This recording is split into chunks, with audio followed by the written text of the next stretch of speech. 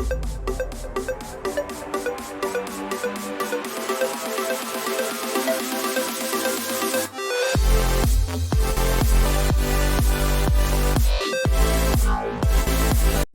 back to our channel. So today we are going to start with another basic chapter, and that is the major domains of the earth. Last video में हमने latitudes, longitudes, motions of the earth जो second chapter है 11th की NCERT का, वो हमने देखा था. ये एक दूसरा चैप्टर है, I mean थर्ड चैप्टर ही है ये NCERT का, जो बेसिक्स पर फोकस कर रहा है. ये वो टॉपिक्स है फ्रेंड्स, जैसा कि मैंने आपको लास्ट वीडियो में भी बताया था कि जो हमें बहुत अच्छे से हम बचपन से पढ़ते आ रहे हैं, तो हमें इनके बारे में पता है. बट स्टिल अगर आप किसी कॉम्पिटिटिव एग्ज़ाम की प्रिपरेशन कर रहे हैं और एनीथिंग स्कूल में भी हैं तो भी 11th की NCERT में दे रखा है, इट मीन्स ये इम्पॉर्टेंट है, तो हमें इसे डिटेल में और बारीकी से हमें इसके बारे में पूरी तरह पता होना चाहिए. ओके, सो हम स्टार्ट करते हैं. हमारी अर्थ में जो मेजर डोमेन्स है वो कौन से हैं, क्या है, सब देखते हैं. सो एनी टेरिटरी और रीजन इज कॉल्ड डोमेन. सबसे पहले क्वेश्चन ये है कि व्हाट इज डोमेन. तो कोई भी टेरिटरी हो, कोई भी जगह हो, रीजन हो, उसे ही हम क्या कहेंगे, किसी भी एरिया को हम डोमेन कहते हैं. और अर्थ के मेनली कितने हैं, 4 डोमेन्स हैं. हाइड्रोस्फीयर नाम से ही क्लियर है, जहाँ पर वाटर हो, वाटर वाला एरिया हो, वो हाइड्रोस्फीयर में आएगा. लिथोस्फीयर, लिथोस का मतलब ही होता है लैंड, तो लैंड वाला एरिया जो है उसे हम लिथोस्फीयर में इंक्लूड करते हैं. एटमॉस्फेयर आता है हमारा पूरा गैसियस एरिया, राइट, जो हमारा एनवायरनमेंट में जितनी भी गैसेस हैं, एयर है, उसका पूरा एरिया है, उसे हम एटमॉस्फेयर बोलते हैं. And the next is biosphere. It means bio, living beings, जहाँ पर भी लिविंग क्रीचर्स सर्वाइव करते हैं, उस पूरे एरिया को हम बायोस्फीयर बोलते हैं, राइट. डायग्राम में अगर हम देखें तो इस एक में ही हमें सारे ही पॉइंट्स समझा दिए हैं. लाइक लिथोस्फीयर कौन सा है, जो ये पूरा लैंड वाला एरिया है, ये हम किसको हम ले रहे हैं, किसमें, लिथोस्फीयर में. नेक्स्ट जो है वो है हमारा हाइड्रोस्फीयर. हाइड्रोस्फीयर जो है वो वाटर वाला एरिया है, जितने भी ओशियंस, वाटर बॉडीज़ हो गई, राइट, फ्रेश वाटर, जितने भी लेक, सी, देन रिवर्स, ये सब ही हाइड्रोस्फीयर में आएंगे. एटमॉस्फेयर जो हमारे एनवायरनमेंट में एयर जो प्रेजेंट है, एयर में कितनी सारे, व्हाट इज़ एयर. एयर कोई एक पर्टिकुलर गैस नहीं है, मिक्सचर ऑफ गैसेस को हम एयर बोलते हैं. Like nitrogen, hydrogen, then oxygen, carbon dioxide, argon, helium, जितनी भी गैसेस हैं, ये सब मिलकर के जो एक कंपाउंड बनाती है, इस पूरे, नॉट कंपाउंड, एक मिक्सचर बनाती है, उस मिक्सचर को एयर हम कहते हैं. और इस पूरे के बारे में हम अच्छे से स्टडी करते हैं, वो है एटमॉस्फेयर. इस पूरे एरिया को, टेरिटरी या डोमेन को हम कहते हैं एटमॉस्फेयर, राइट. नेक्स्ट अब स्टार्ट करते हैं हम फर्स्ट डोमेन से, and that is the lithosphere. Lithosphere क्या होता है देखते हैं. तो solid portion of the earth is known as the lithosphere. It means जो सॉलिड पोर्शन है हमारी अर्थ में, जितना भी सॉलिड पार्ट है, जो लैंड एरिया है, वो आता है हमारे लिथोस्फीयर पे, जिसके अंदर क्या करते हैं हम, जिस पर रहते हैं हम. सर्वाइव कहाँ पर कर रहे हैं, इट मीन्स नॉट सर्वाइव, हम रहते कहाँ पर है, लैंड पर, जितना भी सॉलिड पोर्शन है. अब इसके अंदर कौन कौन सी चीज़ें आएंगी, एक तो आएंगी हमारे अर्थ क्रस्ट के रॉक्स, जितने भी अर्थ क्रस्ट है. अब इसके बारे में फ्रेंड्स हम ऑलरेडी, आपने अगर देखी हो मेरी जो इंटरनल स्ट्रक्चर ऑफ द अर्थ वाली वीडियो में, हमने स्टडी बहुत डिटेल में स्टडी किया है पूरे क्रस्ट, कोर, मेंटल और पूरे पार्ट्स को, तो आप वो वीडियो चेक कर सकते हैं. या आई नो कि ये वीडियोस उनसे पहले आनी चाहिए, जो बेसिक्स है लैटिट्यूड्स, लॉन्गिट्यूड्स वाली, और लिथोस्फीयर जो आज हम इस वीडियो में देख रहे हैं, ये वीडियोस उनसे पहले आनी चाहिए, ये बेसिक्स है. बट मैंने वो वाली वीडियोस पहले ही अपलोड कर दी है, तो आप उस वीडियो को भी पहले देख सकते हैं. ओके, सो हमारे जो लिथोस्फीयर है, लिथोस्फीयर में क्या आता है, इस बात को बहुत अच्छे से देखना है फ्रेंड्स. लिथोस्फीयर में सिर्फ लैंड नहीं आता है, लैंड पोर्शन तो आ ही रहा है हमारा, अर्थ क्रस्ट की रॉक्स आती हैं, जिसे हम लैंड बोलते हैं, क्रस्ट, पूरा क्रस्टल एरिया, और थिन लेयर्स जो हैं सॉइल की, राइट, वो भी इसमें इंक्लूडेड है. दैट कंटेंस न्यूट्रिएंट एलिमेंट्स, जिसमें न्यूट्रिएंट एलिमेंट्स हैं, हमारे जितने भी न्यूट्रिएंट एलिमेंट्स हैं, जितने भी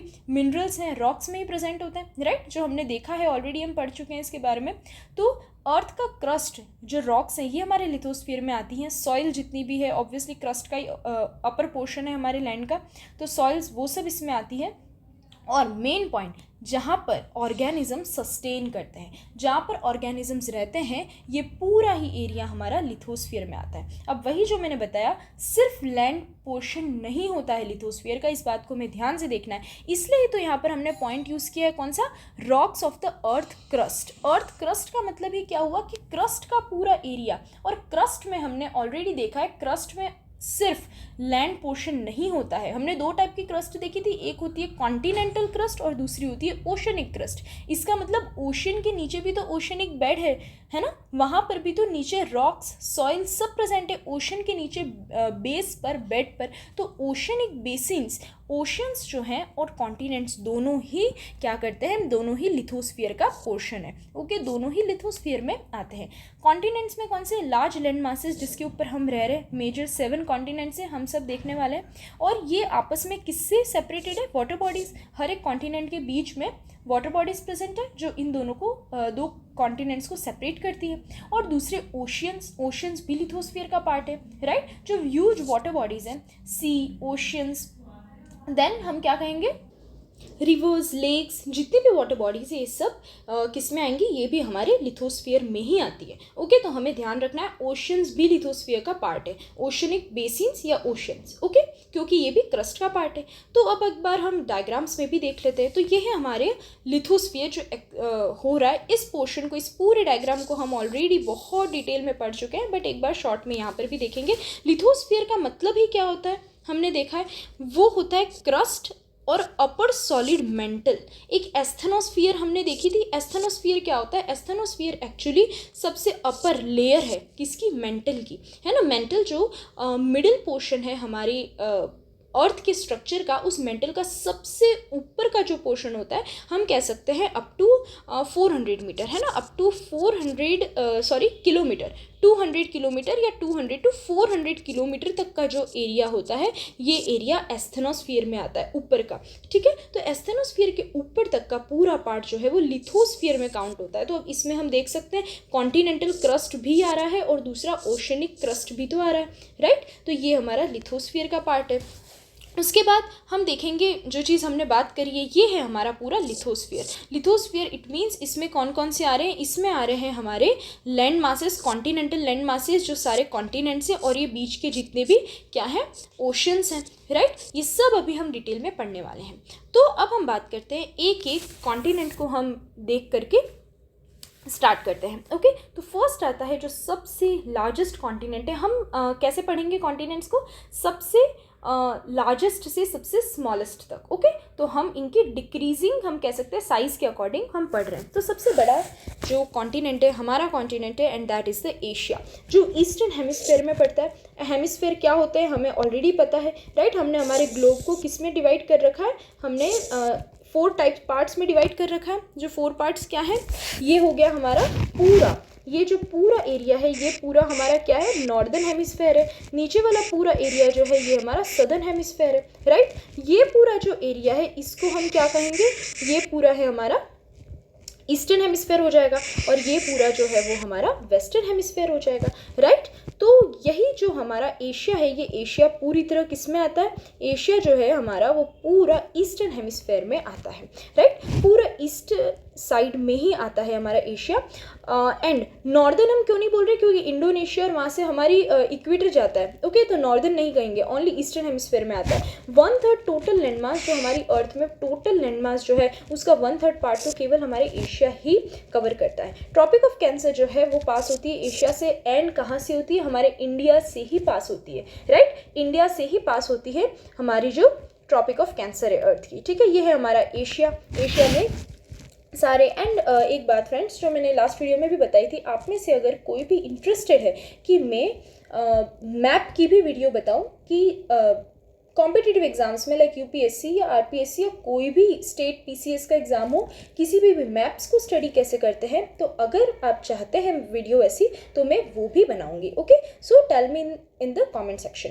तो ये है हमारा एशिया का मैप, जिसमें से हम देख सकते हैं हमारी जो ट्रॉपिक ऑफ कैंसर है वो कहाँ से जा रही है, ये ट्रॉपिक ऑफ कैंसर जो है हमारी इंडिया से होती हुई जाती है, ये है हमारी ट्रॉपिक ऑफ कैंसर। ये मैंने थोड़ी गलत बना दी है, ये यहाँ से जा रही है ट्रॉपिक ऑफ कैंसर। ओके, ध्यान से देखो तो ये जा रही है। और इक्वेटर जो है, इक्वेटर भी जाता है एशिया से, कहाँ से, इंडोनेशिया से होते हुए जा रहा है। Okay, so this is our Asia. Next हम बात करते हैं अफ्रीका, जो सेकेंड लार्जेस्ट कॉन्टिनेंट है, जिससे जाती है tropic of Cancer, equator and tropic of Capricorn, तीनों ही इससे पास होती है और ये चारों तरफ ही वाटर बॉडीज से सराउंडेड है।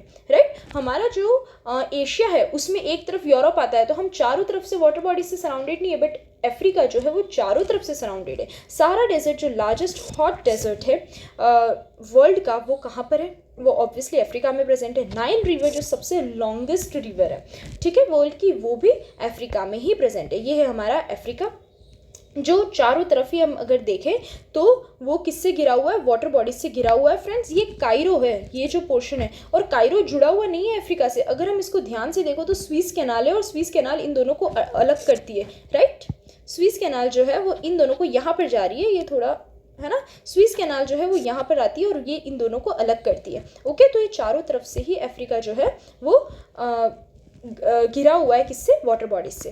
देन हम नेक्स्ट बात कर रहे हैं, एक बार सहारा डेजर्ट की भी हम पिक्चर देख लेते हैं। ये सहारा डेजर्ट है जो पूरा अफ्रीका का जो अपर पोर्शन है उसको कवर करता है। राइट, इसमें सारे जो मॉरिटेनिया से लेकर सूडान और इजिप्ट, अल्जीरिया, ट्यूनीशिया, ये पूरा जो अपर पार्ट है, जितने भी स्टेट्स हैं किसके?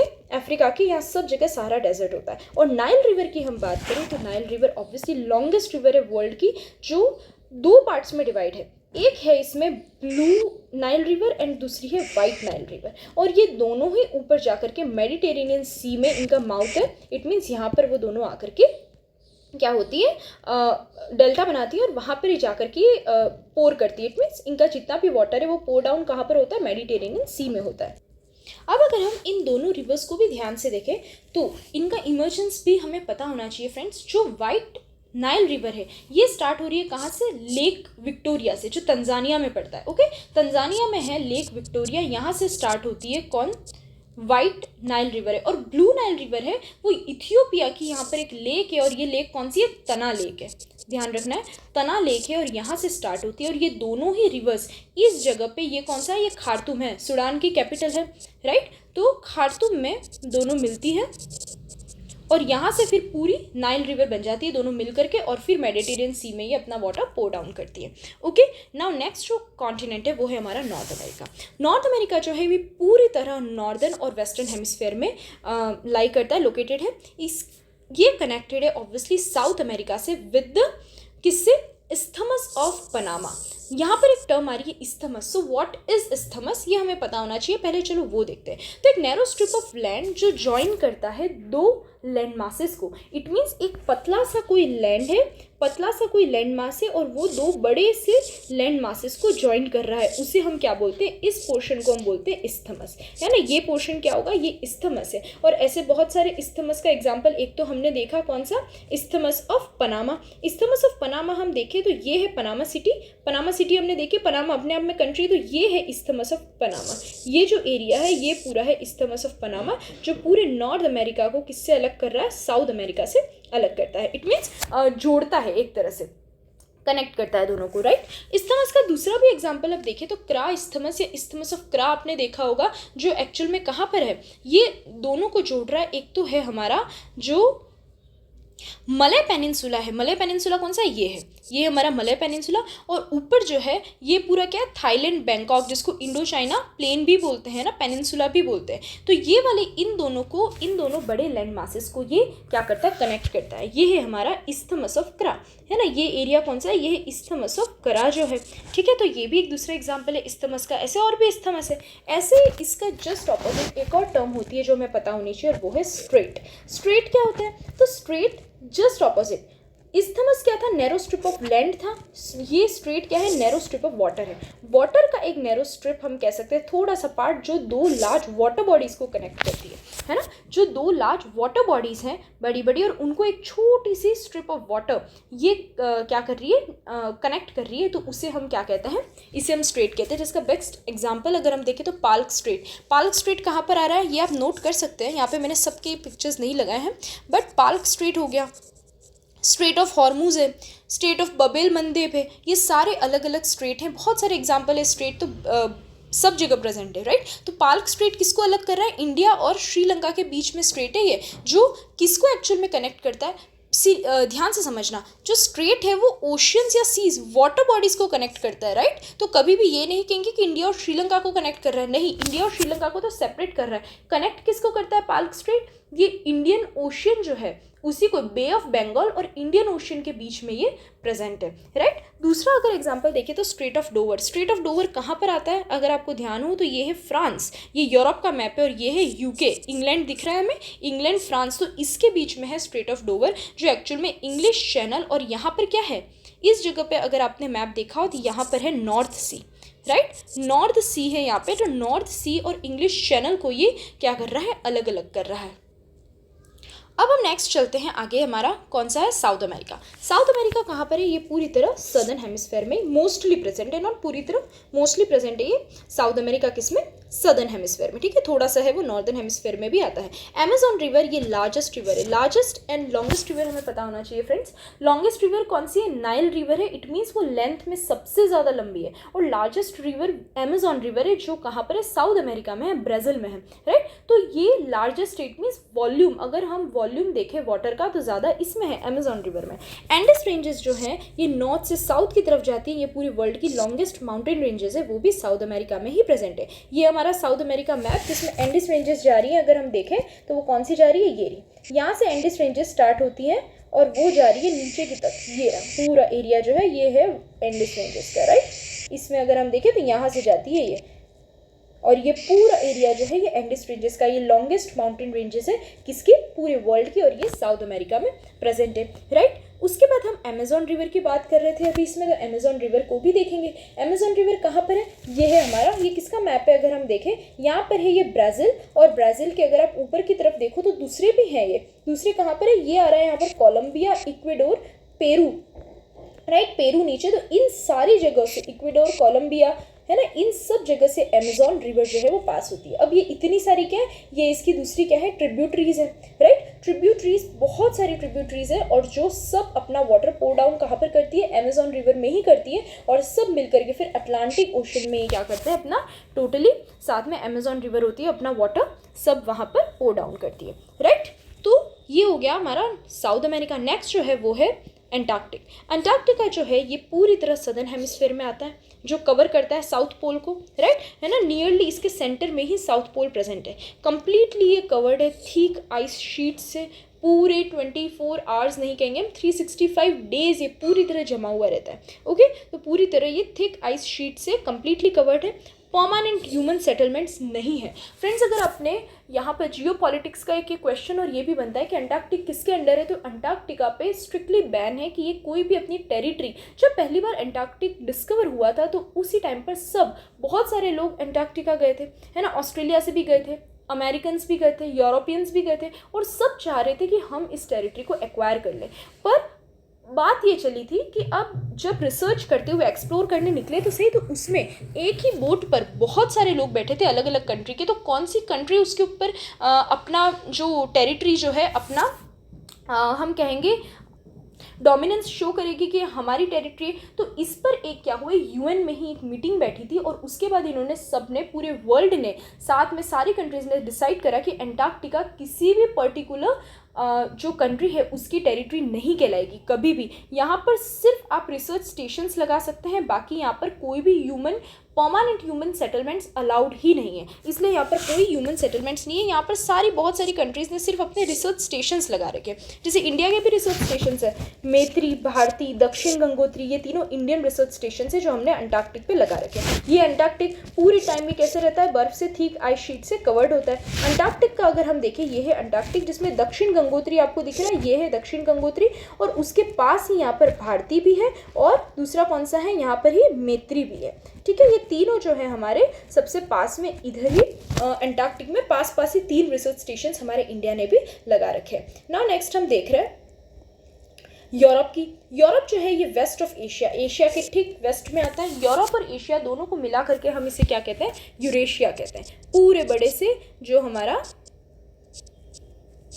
लैंड मास है पूरा, उसे हम यूरेशिया कहते हैं, बट एक्चुअल में कॉन्टिनेंट्स इसमें दो हैं जो हमने डिवाइड कर दिया है। तो यूरोप जो है एशिया के वेस्ट में आता है, आर्कटिक सर्कल यहाँ से पास होता है। तो आर्कटिक सर्कल कौन सी लाइन है फ्रेंड्स, ऑलरेडी हम देख चुके हैं लास्ट वीडियो में, 66.5 डिग्री नॉर्थ की जो लाइन होती है इसे हम आर्कटिक सर्कल कहते हैं। और आर्कटिक सर्कल की ये लाइन जो है वो इसमें से यूरोप से पास होती है ऊपर की तरफ। ये सराउंडेड है वाटर बॉडी से 3 साइड्स में। कौन कौन से, आर्कटिक ओशन है नॉर्थ में ऊपर की तरफ, अटलांटिक ओशन जो है वो वेस्ट में, और मेडिटेरेनियन, ब्लैक एंड कैस्पियन सी जो है ये तीनों साउथ में है। अभी हम देखेंगे थर्ड मोस्ट पॉपुलस कॉन्टिनेंट है ये, इट मीन्स पूरे कॉन्टिनेंट में थर्ड मोस्ट पॉपुलस है, सबसे ज़्यादा पॉपुलेशन यहाँ पर है, थर्ड नंबर पे। Okay, then first obviously Asia है, उसके बाद अफ्रीका है, एंड थर्ड जो है वो है यूरोप, राइट। उसके बाद हम देखेंगे कि मोस्ट प्रॉस्परस कंट्री है, कॉन्टिनेंट है। ओके, यूरोप जो है वो सबसे ज़्यादा प्रॉस्पेरिटी हम देखें कि सबसे ज़्यादा हम कहेंगे कि यहाँ पर समृद्धि की, और इसकी बात करें तो ऑब्वियसली यूरोप सबसे ज़्यादा इंपेरियलिज्म का कॉन्सेप्ट लेकर के आए थे लोग। यूरोप ने ही पूरी अपनी कॉलोनीज कितनी सारी, यूरोप में ही फ्रांस अलग है, स्पेन, और देन हम डचेस की बात करेंगे, डच मीन्स नीदरलैंड होते हैं, पोर्चुगल, इंग्लैंड को हम कैसे भूल सकते हैं ऑब्वियसली। तो इन सब ने अपनी कॉलोनीज पूरे वर्ल्ड में बनाई थी। तो प्रॉस्पेरिटी तो बहुत है, सब जगह से ये ले गए थे। ओके, सब जगह से, हमारे इंडिया से कितनी सारी चीज़ें वहाँ पर गई हैं, सारा बहुत सारा गुड्स सर्विसेज सब वो ले गए। तो प्रॉस्पेरिटी ऑब्वियसली यहाँ पर सबसे ज़्यादा प्रॉस्परस कॉन्टिनेंट है ये पूरे वर्ल्ड में। ये है हमारा कौन सा, यूरोप है। यूरोप का अगर हम मैप देखें तो ये मैप है फ्रेंड्स। आपको ये भी कंट्रीज़, अगर आप यूपीएससी या किसी की प्रिपरेशन कर रहे हैं तो हमें पूरे वर्ल्ड की हर एक कंट्री और उसकी कॉन्टिनेंट हमें याद होनी चाहिए, राइट। उसके बाद हम बात करेंगे ऑस्ट्रेलिया की। तो ऑस्ट्रेलिया पूरी तरह सदर्न हेमिस्फेयर में आता है। ये सराउंडेड है all sides by water body, सब जगह से वाटर बॉडीज से सराउंडेड है, इसलिए हम इसे आइलैंड कॉन्टिनेंट भी कहते हैं। यही एक ऐसा कॉन्टिनेंट है जो एक्चुअल में खुद कंट्री भी है। ऑस्ट्रेलिया को आप कंट्री भी कह सकते हैं, कॉन्टिनेंट भी कह सकते हैं। इट मीन्स पूरे एक कॉन्टिनेंट पर एक ही कंट्री है और वो है ऑस्ट्रेलिया। ट्रॉपिक ऑफ कैप्रिकॉर्न जो है वो यहाँ से पास होती है ऑस्ट्रेलिया से, right. So this is the Australia. और हम देखिए ऑस्ट्रेलिया से ही जो कैप्रिकॉर्न है, ओके, जो ट्रॉपिक ऑफ कैप्रिकॉर्न है वो यहाँ से पास होती है। नाउ नेक्स्ट हम बात करेंगे हाइड्रोस्फीयर। तो इन सारी चीज़ों ने हमको यहाँ पर हम फिनिश करते हैं, हमारे लिथोस्फीयर का लैंड पोर्शन जो था वो यहाँ पर फिनिश हो गया। और फ्रेंड्स माइंड में है मैम ओशन बेसिन्स की बात नहीं करी, तो एक्चुअल में ओशन बेसिन्स जो हैं वो हाइड्रोस्फीयर का भी पार्ट है। हम हाइड्रोस्फीयर में अभी ओशन बेसिन्स वाला भी जितना भी पोर्शन है वो हम वहाँ पर क्या कर देंगे, कवर कर लेंगे। ओके, तो हाइड्रोस्फीयर हमारा जो सेकंड डोमेन है वो हम स्टार्ट करते हैं। तो हमारी अर्थ को ब्लू प्लैनेट कहा जाता है। ऑब्वियसली ब्लू प्लैनेट क्यों कहते हैं, क्योंकि हमारी अर्थ पर 71% से भी ज़्यादा वाटर है एंड 29% जो है वो लैंड है। अब हाइड्रोस्फीयर में क्या होता है, ओनली वाटर आता है लिक्विड फॉर्म में? नो। यही एक पॉइंट हमें बहुत अच्छे से पता होना चाहिए, क्योंकि मोस्टली कंफ्यूज होते हैं बच्चे कि only liquid form of water he included है ना, किसमें, हाइड्रोस्फीयर में। तो नहीं, ऐसा नहीं है। It consist of water in all forms, solid, liquid, gas, सारी ही फॉर्म्स में वाटर जो भी प्रेजेंट है हमारी अर्थ पे वो सब हाइड्रोस्फीयर में आता है। इसलिए हम ओशन बेसिन्स को भी हाइड्रोस्फीयर में लेते हैं, बट इसका मतलब ये नहीं है कि वो लिथोस्फीयर का पार्ट नहीं है। एक ही पॉइंट दोनों का पार्ट हो सकता है, राइट। तो जो वाटर है, लिक्विड वाटर या ओशन बेसिन्स हैं, वो हाइड्रोस्फीयर का भी पार्ट है एंड लिथोस्फीयर का भी पार्ट है। तो ice, liquid and water vapour सब हाइड्रोस्फीयर में आ जाते हैं। एक ये इंपॉर्टेंट हो जाता है क्योंकि ये हमें परसेंटेज पता होना चाहिए कि कहाँ पर हमारी अर्थ में कितना परसेंटेज वाटर किसका है। ओशंस में ही 96.5 लगभग 97% जो वाटर है वो ओशंस में प्रेजेंट है, राइट। 96.5 ओशंस में, दूसरे सेलाइन वाटर्स भी है, सी हो गए, सॉल्ट लेक्स होती है, वहाँ पर 0.9% लगभग 1% जो है वाटर वहाँ पर है। फ्रेश वाटर की बात करें तो पूरे जितना भी वाटर है उसमें 2.5% ही पूरी अर्थ पे फ्रेश वाटर है। और इसमें भी फ्रेश वाटर एक तो क्या होता है, सरफेस पे होगा, दूसरा ग्राउंड वाटर होता है जिसको हम यूज़ नहीं कर सकते, और तीसरा है ग्लेशियर्स एंड आइस कैप्स जो भी यूज़ में नहीं आता है डेली बेसिस पे ह्यूमंस के, राइट। ग्लेशियर्स और आइस कैप्स को पिघला करके हम उसको यूज़ कर सकते हैं, हम डायरेक्ट उस वाटर को भी यूज़ नहीं कर सकते। इसलिए हम देख सकते हैं पूरी वर्ल्ड में, पूरी अर्थ पर जितना पानी है उसका सिर्फ 1.2% ही वाटर है जो यूज़ किया जाता है, राइट। 30.1% इसका ग्राउंड वाटर होता है जो वाटर आता है और लैंड एब्जॉर्ब कर लेता है, and glaciers and ice caps में 68.7% वाटर है। हमने देखा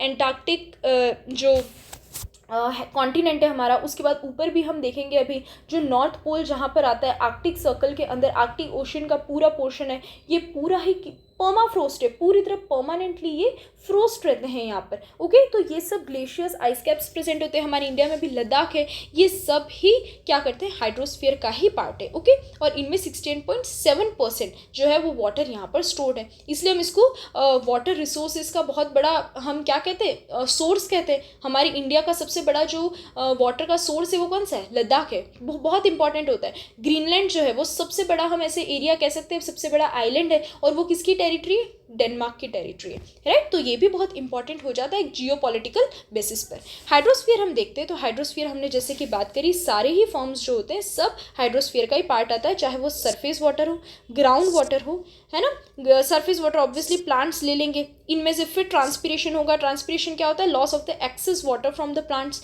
लीव्स जो होती है वो अपना एक्सेस वाटर होता है उसको क्या करती है, इवेपोरेट हो जाता है वहाँ से वाटर, और छोड़ देती है अपनी लीव्स से, तो उसमें से फिर वाटर जो है वो ऊपर जाता है, क्लाउड्स का फॉर्मेशन करता है। क्लाउड्स में भी वाटर है in a form of water vapour, right. तो यहाँ पर भी ये भी हाइड्रोस्फीयर का पार्ट है। ओके, देन वही कंडेंस होकर के ऊपर क्लाउड्स बनेंगे, अगेन प्रेसिपिटेशन होगा, रेन वाटर गिरेगा, ये भी किसका पार्ट है, हाइड्रोस्फीयर का पार्ट है। जहाँ पर टेम्परेचर बहुत कम होगा वहाँ पर स्नो का डिपोजिशन होगा, वो भी हाइड्रोस्फीयर में आता है। तो वाटर के सारे ही फॉर्म्स हाइड्रोस्फीयर का पार्ट होते हैं। अब यहाँ पर हम स्टार्ट करते हैं ओशंस। अब ये जो ओशंस है फ्रेंड्स, ये ऑब्वियसली जैसे कि मैंने बताया, क्योंकि ओशंस जो होते हैं ये भी क्रस्टल, ओशनिक क्रस्ट होता है, तो उस ओशनिक क्रस्ट के ऊपर होते हैं, तो ये लिथोस्फीयर का भी पार्ट है, वो हम देखेंगे। तो मेजर 5 ओशन है अर्थ पे, जिसमें सबसे बड़ा ओशन कौन सा है, पैसिफिक ओशन है, जो ऑलमोस्ट सर्कुलर इन शेप है ना, सर्कुलर शेप का है, और ये सराउंडेड किससे है, एशिया एंड ऑस्ट्रेलिया है। किस तरफ अगर हम देखें तो वेस्ट में, राइट, एशिया एंड ऑस्ट्रेलिया है, और नॉर्थ एंड साउथ अमेरिका है यहाँ पर, किधर, ईस्टर्न साइड में नॉर्थ एंड साउथ अमेरिका है।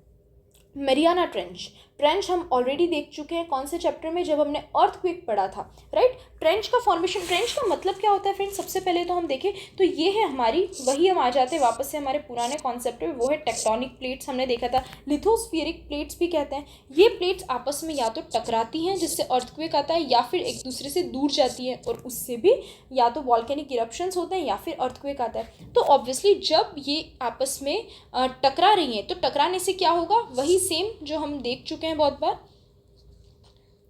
एक जो है वो तो क्या होगी, ऊपर जाएगी, और एक जो है वो क्या हो जाएगी, नीचे की तरफ सबडक्ट हो जाएगी, जिसे हम सबडक्शन जोन बोलते हैं। और इट मीन्स इसका मतलब क्या हो रहा है, ये जो है, ये जो नीचे सबडक्ट हुई है, ये क्या होगी, नीचे जाकर डिस्ट्रॉय होती जाएगी और मैग्मा बन जाएगी। तो ऐसी जगहों पे अगर हम ध्यान से देखें तो ये क्या हुआ है, ये एक ट्रेंच का फॉर्मेशन हुआ है। ऐसी बहुत बड़ी बड़ी ट्रेंचेस होती है, जब आपस में लिथोस्फेरिक प्लेट्स दूर जाती है, इस टाइम पे क्या होता है, नीचे से मैग्मा निकलता है और जमता जाता है, जमता जाता है, जमता जाता है, और क्या बनाता है, माउंटेन्स का फॉर्मेशन करता है। तो जितने भी माउंटेन्स हैं, जितने भी रिजेस हैं, ओशंस में अंदर हमको माउंटेन्स देखने को मिलते हैं, राइट। जो रिजेस होती है, सबसे बेस्ट एग्जांपल है जो अटलांटिक ओशन में साउथ से लेकर नॉर्थ तक ऊपर की तरफ हम देखें, रेजोविक किसकी कैपिटल है, आइसलैंड की, राइट। आइसलैंड तक ये जितने भी हम देखते हैं आइलैंड्स बनते हैं, राइट। जो रिजेस हमको, माउंटेन रिजेस ओशंस के अंदर दिखती है, अंडर वाटर माउंटेन्स जिनको हम कह सकते हैं, ये सब इससे बनती है। जब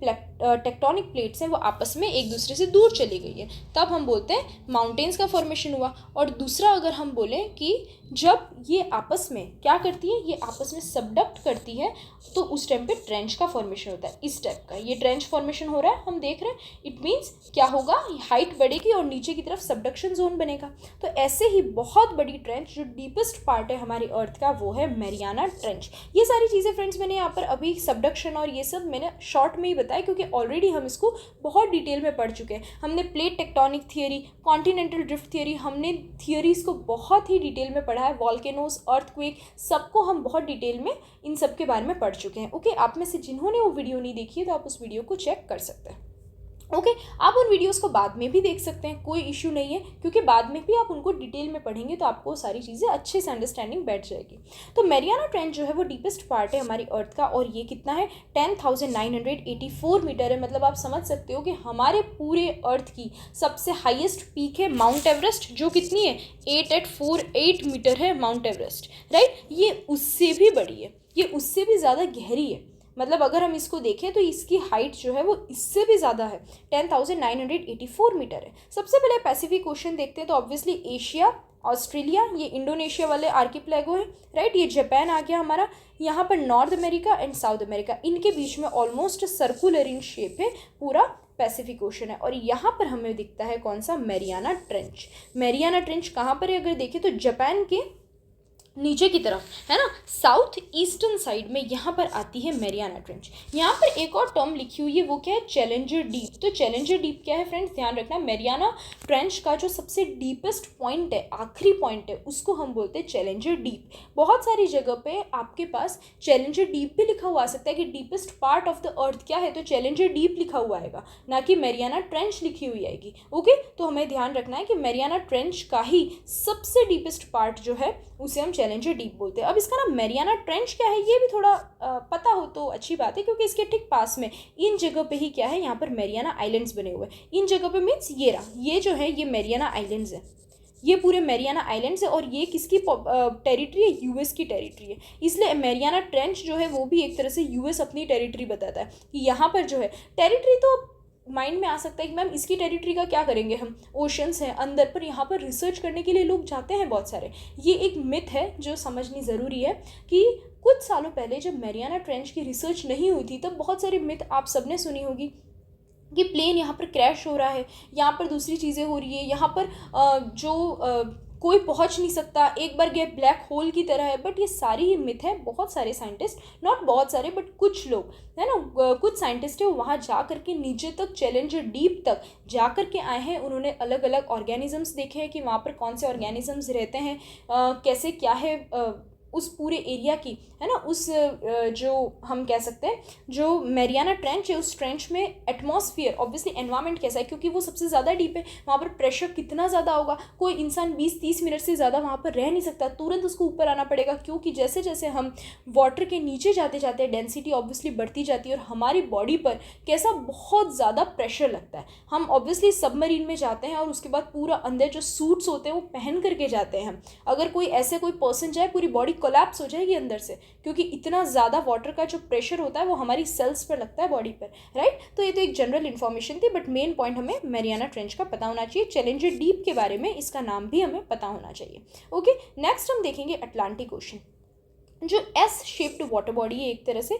कहाँ कहाँ है ये, नॉर्थ और साउथ अमेरिका आता है इसके वेस्ट में, राइट, और यूरोप एंड अफ्रीका है ईस्ट में, अटलांटिक ओशंस के।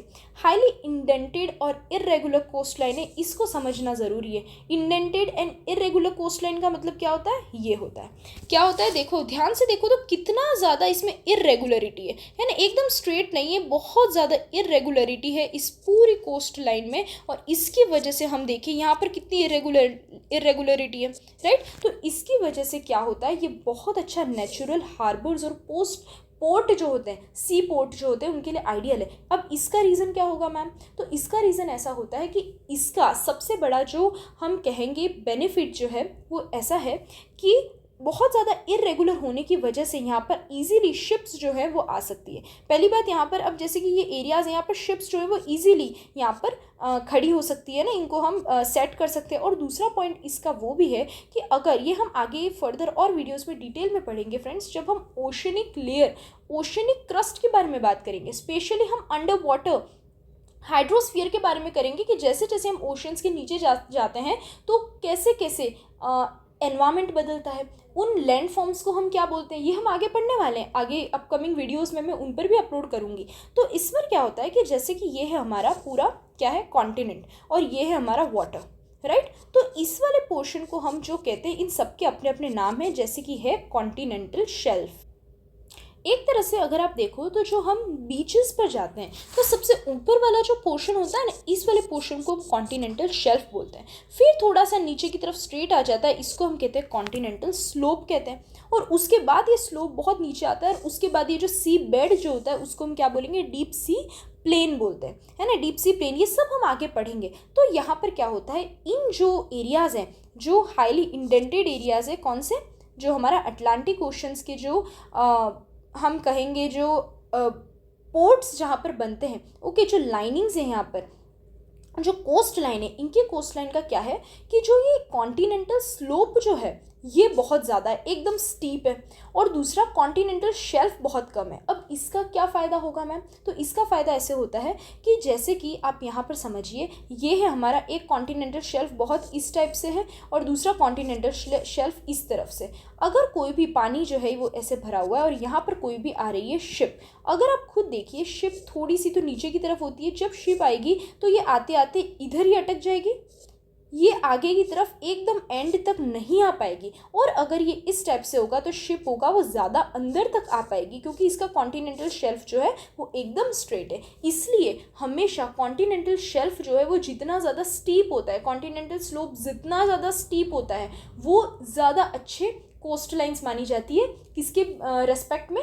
शिप के, है ना, पोर्ट्स बनाने के रेस्पेक्ट के लिए, नेचुरल हार्बर्स बनाने के लिए आइडियल मानी जाती है, ऐसी कोस्ट लाइन्स होती है। और मेनली जो अटलांटिक ओशंस की कोस्ट लाइन्स है वो ऐसी ही है। तो इसकी वजह से जितने भी नॉर्थ अमेरिका, साउथ अमेरिका हो गया, मेनली नॉर्थ अमेरिका और यूरोप जो ज़्यादा प्रॉस्परस है, इनको बहुत अच्छा इनको बेनिफिट मिलता है इनकी कोस्ट लाइन्स का। इसलिए कॉमर्शियली हम अगर देखें तो बिजिएस्ट ओशन है, क्योंकि यहाँ पर सी पोर्ट्स जितना भी है बहुत ज़्यादा यूज़ होते हैं। तो कॉमर्शियली ये बिजिएस्ट जो है वो ओशन है। ओके, नेक्स्ट हम बात करते हैं हमारे इंडियन ओशन की। ये ऑलमोस्ट ट्रायंगुलर शेप का है और एक ही ओशन है जिसका नाम किसी कंट्री पर रखा गया है, ऑब्वियसली इंडिया के ऊपर।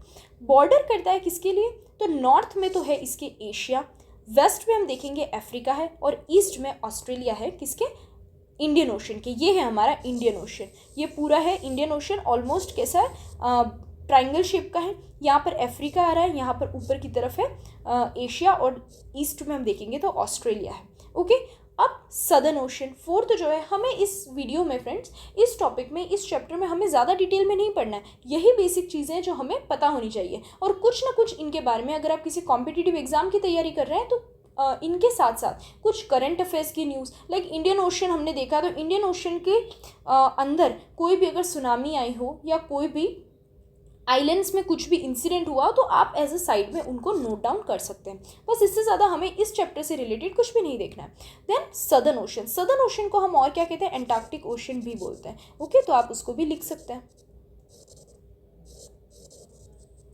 ये कौन सा है सदर्न ओशन? तो एंटार्क्टिक कॉन्टिनेंट के जो चारों तरफ जो है उसको हम कहते हैं southern ocean. It means same वही एंटार्क्टिक सर्कल के अंदर अंदर, इट मीन्स 66.5 डिग्री साउथ जो एंटार्क्टिक सर्कल की लाइन है उसके अंदर जितना भी ओशन है वो आ जाएगा हमारा सदर्न ओशन या एंटार्क्टिक ओशन। एंटार्क्टिक जो कॉन्टिनेंट है उसके चारों तरफ, ये है एंटार्क्टिक सर्कल की लाइन जाती हुई हमें दिख रही है, ये है 66.5 डिग्री, इसके अंदर अंदर का पूरा जो है वो सदर्न ओशन कहलाता है, राइट। देन नेक्स्ट आता है आर्कटिक ओशन। आर्कटिक ओशन कहाँ पर आता है? आर्कटिक सर्कल के चारों तरफ, आर्कटिक सर्कल के अंदर अंदर। हमने देखा ऊपर यूरोप में, यूरोप से ही 66.5 डिग्री नॉर्थ जो है वो क्या हो रही है? वो पास होती है। तो इसके ऊपर की तरफ जितना भी पार्ट्स है इसके बियॉन्ड वो पूरा वहाँ पर आर्कटिक ओशन प्रेजेंट है। एक चीज़ फ्रेंड्स याद रखनी है, एंटार्क्टिक जो है वो कॉन्टिनेंट है, इट मीन्स वहाँ पर सॉलिड लैंडमास है एंटार्क्टिका। आर्कटिक में कोई लैंडमास नहीं है, आर्कटिक ओशन है, सिर्फ ओशन है, फ्रोजन केवल ओशन ही है, यहाँ पर वाटर बॉडी है, यहाँ पर कोई लैंडमास नहीं है। तो यहाँ ये कहाँ पर है? आर्कटिक सर्कल के अंदर है। लाइक नॉर्थ पोल जो है वो इसके चारों तरफ ही आर्कटिक ओशन प्रेजेंट है।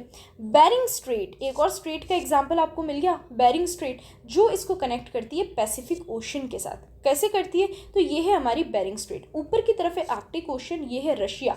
रशिया और अलास्का आपस में बहुत पास में है, अगर हमने अच्छे से मैप देखा हो ऑब्वियसली।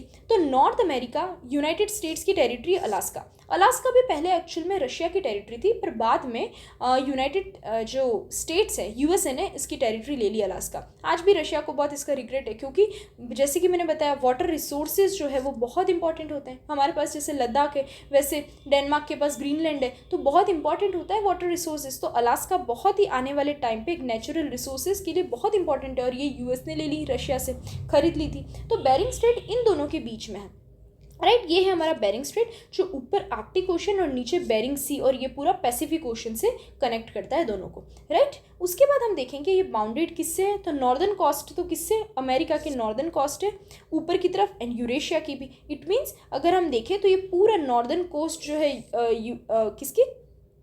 अमेरिका की, और ऊपर ये यूरेशिया एशिया भी और यूरोप के भी जितने भी नॉर्दर्न कोस्ट है ये सब किसको टच कर रहे हैं, आर्कटिक ओशन को टच कर रहे हैं। ये है हमारा Arctic Ocean, this is the North Pole और ये पूरा आर्कटिक ओशन है। हम देख सकते हैं ये रशिया, इट मीन्स ये यूरेशिया वाला पूरा पार्ट है, और ये नीचे कनाडा, यूएस, हमको ये अलास्का दिख रहा है, ये पूरा नॉर्थ अमेरिका का पार्ट है। ग्रीनलैंड भी ऑब्वियसली टच करता है, डेनमार्क की जो टेरिटरी है, तो ये पूरा आ जाता है हमारा आर्कटिक सर्कल। अब हमारा थर्ड डोमेन में हम जाएंगे और वो है एटमॉस्फेयर। ओके, यहाँ पर हमारा लिथोस्फीयर और हाइड्रोस्फीयर हो गए हैं फ्रेंड्स। अब आता है एटमॉस्फेयर। तो एटमॉस्फेयर क्या है, गैसियस लेयर। ऑब्वियसली हमने देखी है जितनी भी गैसियस लेयर्स होती हैं हमारे एनवायरनमेंट में चारों तरफ है, उसे हम किस में इंक्लूड करते हैं, एटमॉस्फेयर में करते हैं। अब जैसे कि फ्रेंड्स मैंने अभी भी बताया आपको, लिथोस्फीयर तो हमने पढ़ लिया, उसमें इतना पढ़ने का डिटेल में पढ़ने का ऐसा कुछ नहीं था, हम इसमें पढ़ चुके हैं। और अब तो हम आगे जितने भी चैप्टर्स हैं वो पर्टिकुलर टॉपिक्स के होंगे जो हम देखेंगे। हाइड्रोस्फीयर में हम ऑब्वियसली ओशन बेसिन्स के इंटरनल जो स्ट्रक्चर है, ओशनिक स्ट्रक्चर होता है, उसके बारे में हम ज़रूर देखेंगे। पर एटमॉस्फेयर का if you know then 11th की एनसीईआरटी में एक पर्टिकुलर चैप्टर दे रखा है, चैप्टर 8th जो है structure and composition of the atmosphere. तो उसमें हम इस टॉपिक को बहुत अच्छे से डिटेल में पढ़ेंगे, आगे मैं उसकी भी वीडियो अपलोड करूंगी। ओके, तो इस चैप्टर के अकॉर्डिंग हमें इसे ब्रीफ में ही पढ़ना है। तो हम देखते हैं क्या है। तो एटमॉस्फेयर क्या है, एयर का ही एक गैसियस लेयर है। तो ये क्या हमको प्रोवाइड करता है, एक तो air for the breathing, respiration के लिए, फोटोसिंथेसिस के लिए प्लांट्स को भी फोटोसिंथेसिस और रेस्पिरेशन की एयर की ज़रूरत है, गैसेस की ज़रूरत होती है। तो ये हमें एटमॉस्फेयर से मिलती है। और दूसरा एक और इसका जो अच्छा मेजर फंक्शन है वो है प्रोटेक्ट करता है ये हमें harmful effects of the sun rays. जो सन रेज की यूवी रेज जो हार्मफुल गैसेज आती है, एटमॉस्फेयर जो है वो हमें उससे प्रोटेक्ट करता है। क्योंकि हमारी जो एयर होती है, एयर में अलग अलग गैसेस है और वो गैसेस का अलग अलग क्या होता है, इनके फीचर्स होते हैं। कुछ गैसेस जो होती है वो क्या करती है, वो रिफ्लेक्ट कर देती हैं जो रेज है, सन रेज को वापस से स्पेस में, और कुछ जो होती है वो इनको एब्जॉर्ब कर लेती हैं, राइट, जो हम अभी आगे देखेंगे। तो एटमॉस्फेयर अगर हम देखें तो ये कहाँ तक आता है, तो अप टू द 1600 किलोमीटर, हमारी अर्थ से ऊपर तक 1600 किलोमीटर तक एटमॉस्फेयर हमारा प्रेजेंट है। इसका कंपोजिशन के किससे बना हुआ है, तो एक्चुअल में बहुत सारी गैसेस से बना हुआ है हमारा एटमॉस्फेयर क्या है, एक्चुअल में एयर है, एयर का ही तो पूरी लेयर्स है, गैसियस लेयर है, और बहुत सारी गैसेस हमारे एटमॉस्फेयर में आगे एनवायरनमेंट में प्रेजेंट है, जिसमें सबसे ज़्यादा 78% है नाइट्रोजन, ऑक्सीजन है 21%, और दूसरी भी बहुत सारी गैसेस है जैसे कि कार्बन डाइऑक्साइड हो गई, आर्गन एट्सेट्रा, ये सब 1% में प्रेजेंट होती है। ऑक्सीजन जो सबसे इंपॉर्टेंट, जिसको हम लिविंग गैस कह सकते हैं, वो है ऑक्सीजन, जो ब्रीदिंग के लिए काम आती है। प्लांट्स को फोटोसिंथेसिस में वो रिलीज भी करते हैं, बट ऑक्सीजन ऑब्वियसली मेनली हम देखें तो लिविंग के लिए वो यूज़ होती है, ठीक है, सर्वाइवल के लिए ऑक्सीजन ज़रूरी है।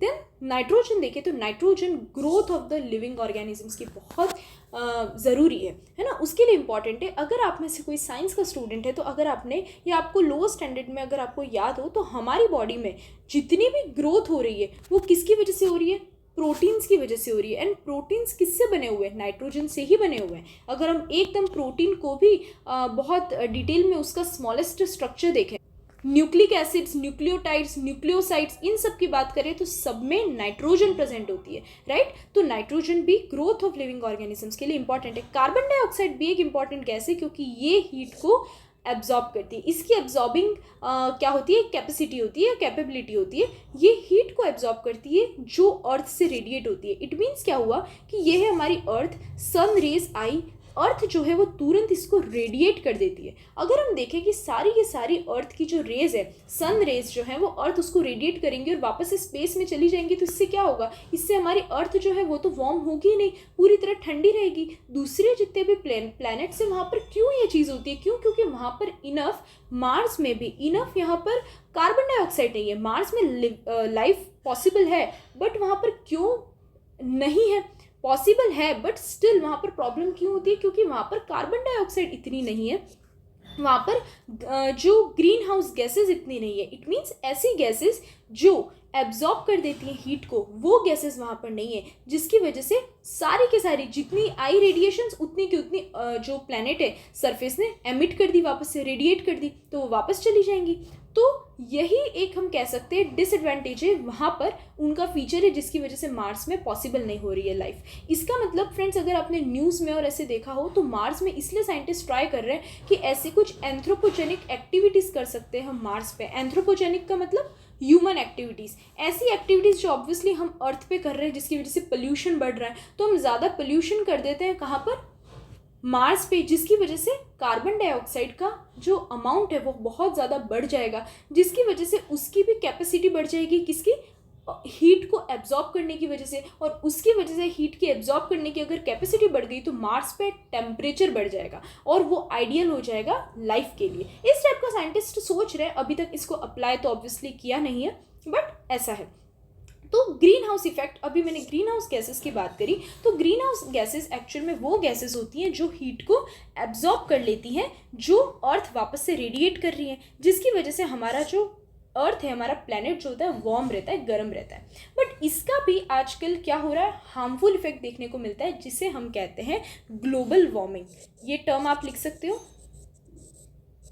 ग्लोबल वार्मिंग जो है ये इसी का ही एक क्या है, साइड इफेक्ट है, क्योंकि हमारी एनवायरनमेंट में, हमारे एटमॉस्फेयर में ग्रीन हाउस गैसेस बहुत ज़्यादा बढ़ गई है, जिसमें कार्बन डाइऑक्साइड का अमाउंट बहुत ज़्यादा हो गया है, जिसकी वजह से जितनी अर्थ को नॉर्मली वार्म रखने के लिए जितनी हीट की, जितने टेम्परेचर की ज़रूरत है, वो ज़्यादा हीट को होल्ड कर रही है, स्पेस में वापस जाने नहीं दे रही है। इसकी वजह से अर्थ ज़रूरत से ज़्यादा वार्म हो रही है। इसका मतलब पूरे हमारे ग्लोब का टेम्परेचर जितना होना चाहिए उससे भी ज़्यादा वार्म हो रहा है, और इसी को ही हम क्या बोलते हैं, ग्लोबल वार्मिंग बोलते हैं इसी फिनोमिना को। इसकी वजह से हमें और साइड इफेक्ट देखने को मिलते हैं कि जो ग्लेशियर्स है वो पिघल रहे हैं, क्योंकि जितना टेम्परेचर होना चाहिए उससे ज़्यादा टेम्परेचर हाई हो गया, रेज हो गया है। और दूसरा भी हमें क्या देखने को मिल रहा है, ओजोन लेयर का डिप्लीशन देखने को मिल रहा है, राइट। तो ये भी ज़्यादा टेम्परेचर की वजह से हमको देखने को मिल रहा है। एंटार्क्टिक के ऊपर हमने ओजोन होल देखा है, राइट, क्योंकि पोल्यूशन बहुत ज़्यादा हो गया है। ओजोन क्या है, ओजोन एक्चुअल में O3 गैस है, और ये O3 जो है वो आपस में टूट जाती है, और किस में टूट जाती है, ये टूट जाती है O2 प्लस नेसेंट ऑक्सीजन, मतलब सिंगल ऑक्सीजन का एटम में, और ये फिर अगेन जाकर के दूसरे भी O3 को तोड़ता जाता है, राइट। तो इसका मतलब जो ओजोन, जो हमारी एक सेफ्टी लेयर है, इसके बारे में हम आगे जो मैंने बताया एटमॉस्फेयर का जो मेनली हम स्पेसिफिक चैप्टर पढ़ेंगे उसमें पढ़ेंगे, बट चलो बात हमारी चल ही रही थी तो मैंने इसको भी ऐड करके आपको बता दिया, राइट। तो उसमें हम ऑब्वियसली डिटेल में देखेंगे। तो इसकी वजह से ओजोन जो है वो धीरे धीरे, ओजोन हम देख रहे हैं, ओजोन जो गैस है वो तो कम होती जा रही है, और ऑक्सीजन हमको मिलती जा रही है। ऑक्सीजन ऑब्वियसली भारी है, वो नीचे की तरफ आ जाएगी, तो वहाँ पर जो गैसेस का जो एरिया डेंसिटी है, वो डेंसिटी क्या होती जाएगी, पतली होती जाएगी, राइट। वो क्या हो जाएगी, वो थिन होती जाएगी, जो एक थिकनेस जो थी ओजोन लेयर की वो कम होती जाएगी, तो जिसकी वजह से और ज़्यादा हीट जो है वो अर्थ पर आएगी, और ज़्यादा रेडिएशंस आएंगी सन की, राइट। तो इसकी वजह से ये हार्मफुल इफेक्ट शो कर रहा है ना। डेंसिटी जो होती है एटमॉस्फेयर की, ऑब्वियसली सी लेवल पे सबसे ज़्यादा हाईएस्ट होती है, और जैसे जैसे हम ऊपर की तरफ जाते हैं डेंसिटी कम होती जाती है। इसलिए ऑक्सीजन सिलेंडर्स लेकर के जाना पड़ता है। किसको जाना पड़ता है, जो जितने भी हाइकिंग पर जाते हैं, या जो भी माउंट एवरेस्ट की चढ़ाई, या जो भी माउंटेन्स पे जो हाइकिंग करते हैं, अपने साथ क्या ले जाते हैं, अपने साथ वो ऑक्सीजन सिलेंडर लेकर जाते हैं, क्योंकि पहले से ही वो चढ़ रहे हैं। हमारी ऑक्सीजन धीरे धीरे, ऑक्सीजन की जो डेंसिटी होगी वो कम होती जाएगी, इट मीन्स ऑक्सीजन कम होती है, ऑक्सीजन की कमी से हमें सांस लेने में प्रॉब्लम होगी, तो सिलेंडर की ज़रूरत होती है। आप मुझे कमेंट सेक्शन में बताना कि माउंट एवरेस्ट पे चढ़ने वाले पहले वो पर्सन कौन थे जिन्होंने without oxygen cylinder mount Everest पे चढ़े थे, वो, राइट, जो पीक थे वहाँ तक पहुँचे थे विदाउट ऑक्सीजन सिलेंडर। इसका नाम आप मुझे कमेंट सेक्शन में ज़रूर बताना।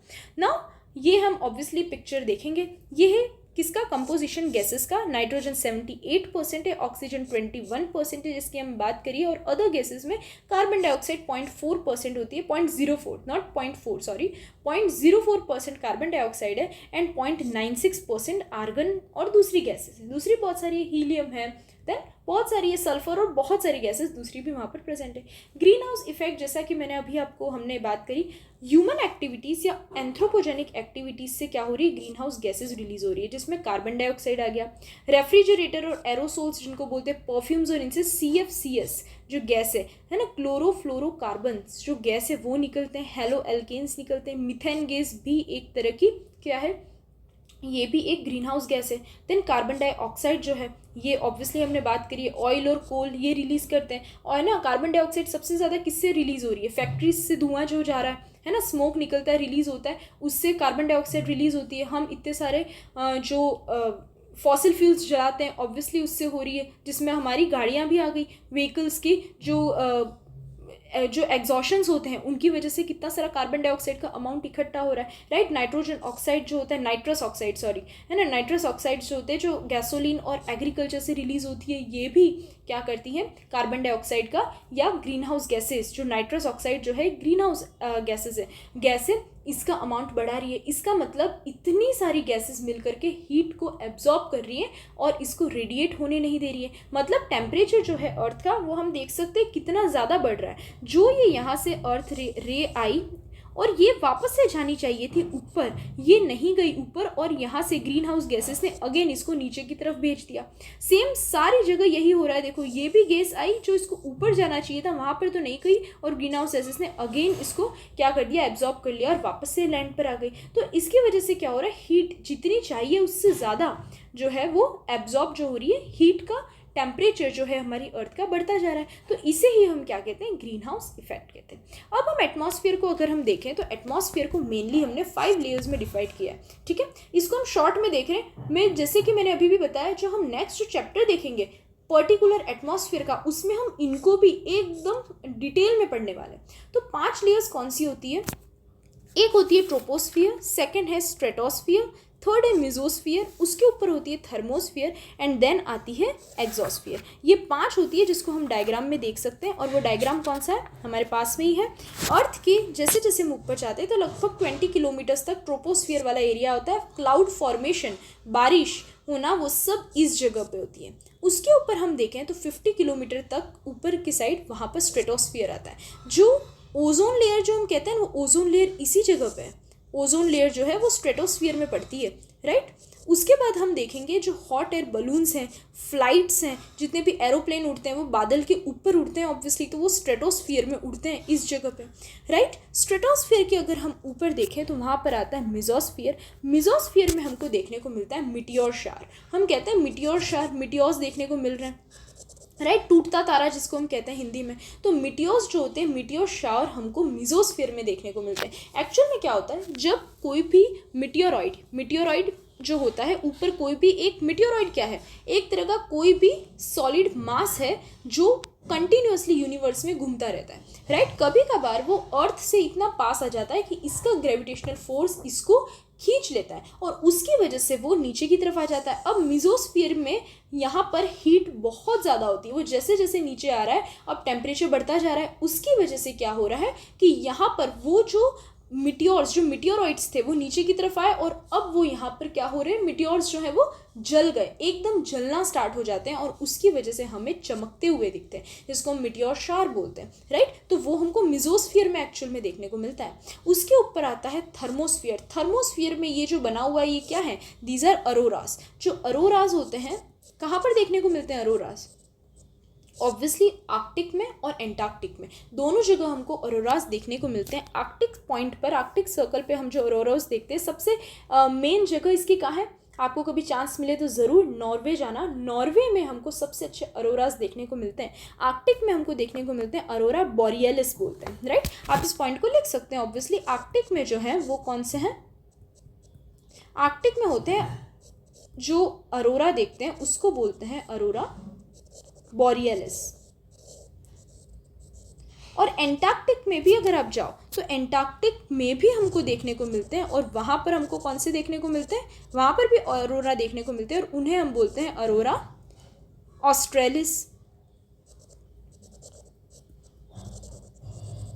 हमें पता होने चाहिए नाम भी, राइट। तो ये अरोरास जो देखने को मिलते हैं वो हमें थर्मोस्फीयर में देखने को मिलते हैं। और उसके बाद सबसे ऊपर आ जाता है एक्सोस्फीयर, जो एक्चुअल में क्या है, स्पेस होता है, इनर स्पेस हम इसको कह सकते हैं।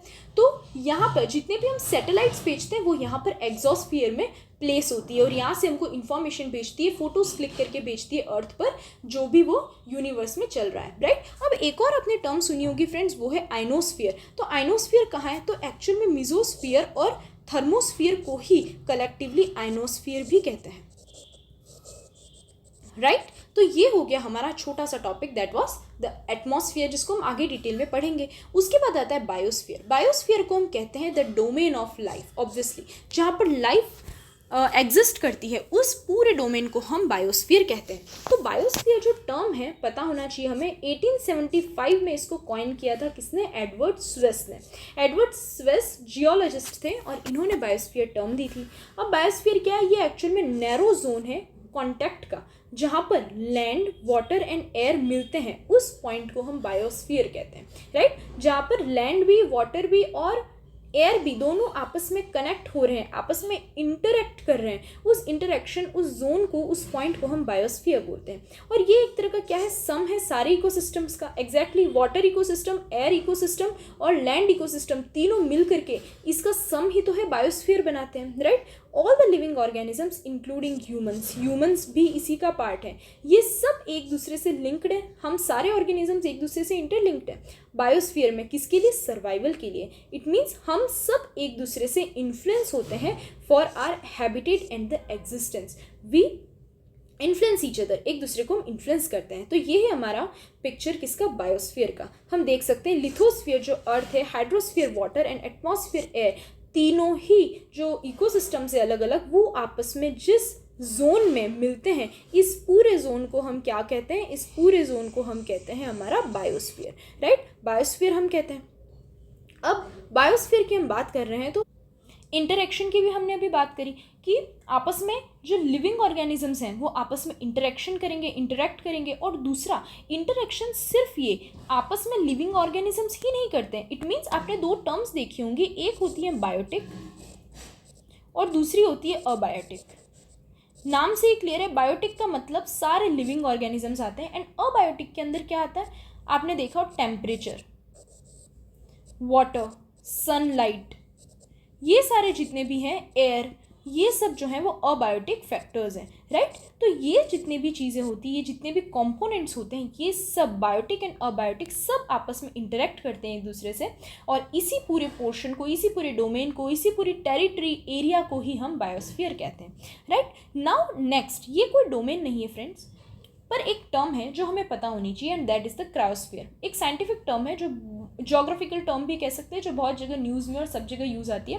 क्रायोस्फीयर ऑब्वियसली किसका पार्ट होगा? हाइड्रोस्फीयर का ही पार्ट है या लिथोस्फीयर का ही पार्ट है। जितना भी सॉलिड प्रेसिपिटेशन होता है, प्रेसिपिटेशन मीन्स रेनफॉल, वो भी सॉलिड मीन्स स्नोफॉल, तो उस पूरे सॉलिड प्रेसिपिटेशन को ही हम क्रायोस्फीयर में इंक्लूड करते हैं, जिसमें स्नो आ गई, सी आइस हो गई। सी आइस मीन्स जितने भी जो हमारे जो सी होते हैं, ओशंस होते हैं जो जमे हुए होते हैं। इसका मतलब आप अगर ध्यान से देखो तो आर्कटिक ओशन ऑब्वियसली सी आइस हो गई, जहाँ पर आइस जमी हुई है, राइट। बहुत सारी जगह पे कभी टेम्परेचर इतना ज़्यादा हो जाता है कहीं कहीं पर, जहाँ पर आपको देखने को मिलेंगे आइस शीट्स ऊपर की तरफ जमी हुई होती है। यहाँ पर भी होता है हमारे, अगर आप माउंट आबू साइड या फिर कितनी भी जहाँ पर टेम्परेचर ज़्यादा है, हम देखें ऊपर लेक्स जो होती हैं वो ऊपर से जम जाती है। जितने भी हिल स्टेशंस वाले एरियाज़ हैं जहाँ पर टेम्परेचर बहुत कम हो जाता है ना, मेनली विंटर में, तो वहाँ पर सी आइस होती है। रिवर्स जो लेक्स होती हैं पूरी तरह जम जाती हैं। आइसबर्ग्स होते हैं ऑब्वियसली जो फ्लोट करते हैं ओशंस पे, सीज पर।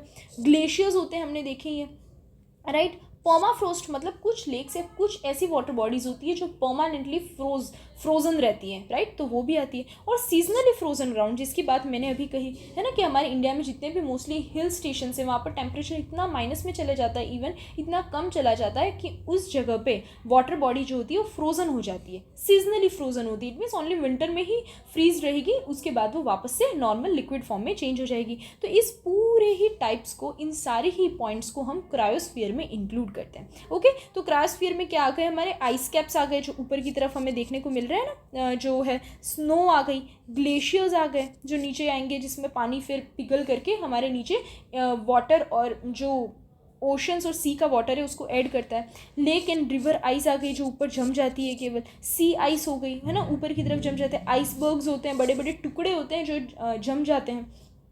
आइस शेल्फ की हम बात करते हैं, ऐसे करके आइस शीट जो होती है उसके में जैसे कॉन्टिनेंटल शेल्फ होता है, सेम वैसे ही उससे जुड़ा हुआ रहता है स्नो। तो ये सारे ही पॉइंट्स क्रायोस्फीयर में आते हैं, ओके फ्रेंड्स। तो ये था हमारा एक बहुत ही बेसिक चैप्टर जो एनसीईआरटी में भी है और इवन कॉम्पिटिटिव एग्जाम में भी ये आता है, and it was the major domains of the earth. Okay, now obviously ऐसे चैप्टर्स में हमें डाउट्स नहीं रहते हैं, बट स्टिल अगर आपको ज्योग्राफी से रिलेटेड या कोई भी मेरी वीडियोस से रिलेटेड कोई भी डाउट होता है, then you can ask me in the comment section. Now we will meet in the next video. Thank you, take care, bye.